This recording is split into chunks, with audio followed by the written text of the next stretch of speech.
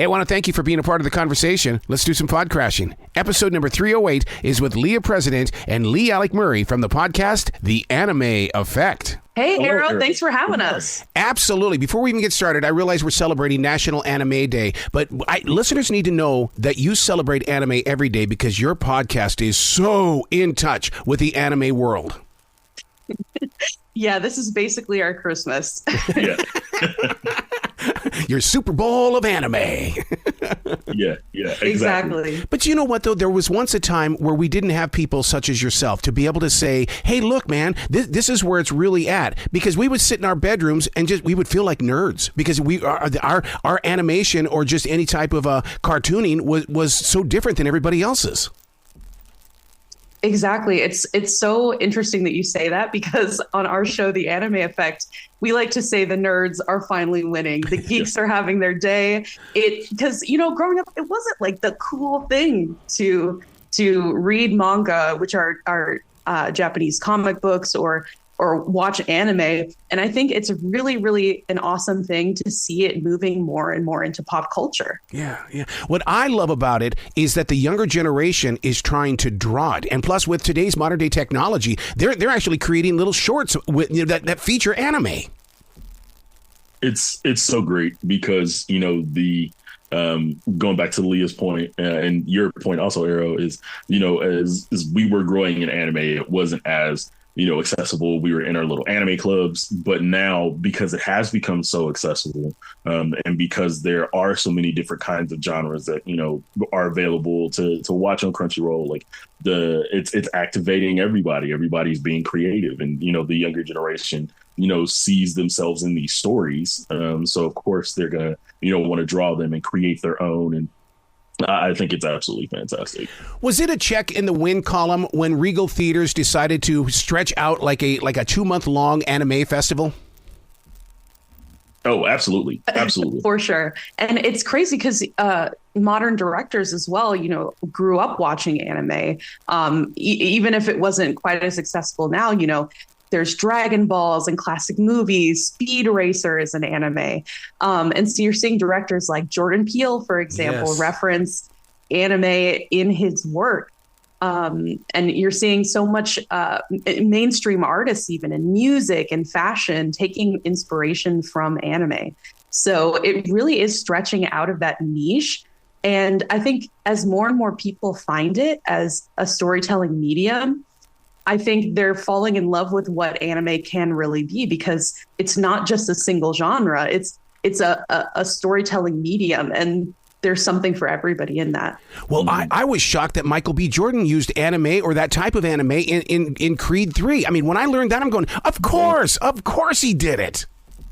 Yeah, he had a lot of references in Creed 3, whether it was Dragon Ball or Naruto, or he's been somebody, as well as Meg Thee Stallion. Both of them have been, flag bearers for, the genre, especially for younger audiences, because you see them, a lot, so it's been great to have them, flying the flag for us. And even, directors like, Leah said, Jordan Peele, Guillermo del Toro has been, flying the flag for, animation as being a great storytelling medium for a really long time. And he's, always been a staunch anime supporter. So it's been absolutely fantastic.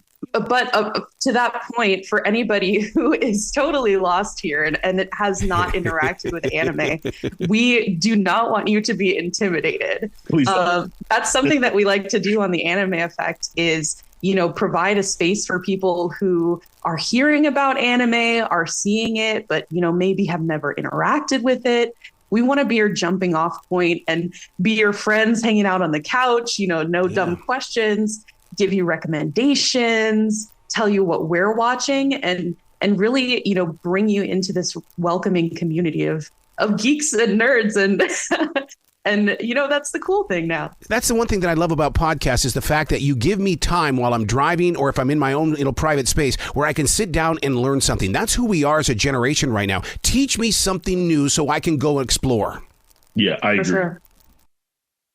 So now you're going to think I'm insane, but I swear I saw anime in the recent WrestleMania. Am I wrong? Come on, there was some stuff going on there.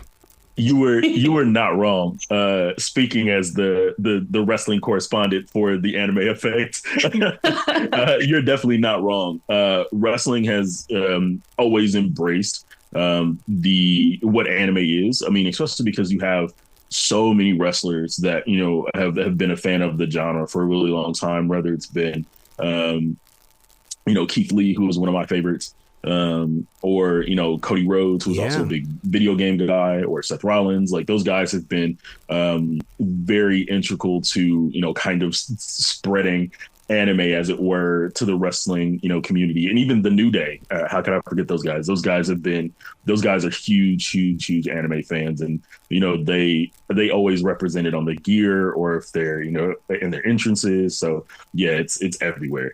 I would love to walk with you in public just to see what you look, what your reaction is when you see people who are wearing the anime fashion around. Because that's the one thing about the T-shirts and stuff like that. If there's a rock star on their T-shirt, it was something they bought. But if they have something anime in their shirt, you're going to get a story.